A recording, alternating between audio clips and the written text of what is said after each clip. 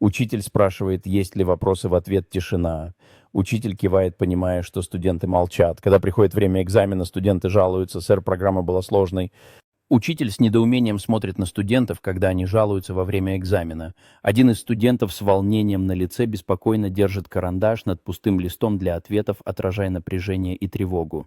Учитель сидит за своим столом с задумчивым выражением лица, проверяя ответы на тесты, в то время как студенты обмениваются обеспокоенными взглядами. Вокруг классной комнаты атмосфера подавленности, студенты выглядят уставшими и напряженными. Учитель встает, поднимая руку, чтобы утихомирить класс, его выражение меняется на ободряющее, когда он готовится ответить на озабоченные вопросы студентов.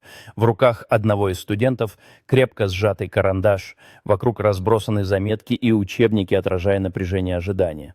Учитель наклоняется к столу, тепло общаясь со студентами и предлагая советы по более эффективному изучению программы, создавая поддерживающую атмосферу в классе. Студенты кивают внимательно, записывая, некоторые поднимают руки, чтобы задать вопросы, что свидетельствует о переходе от замешательства к вовлеченности.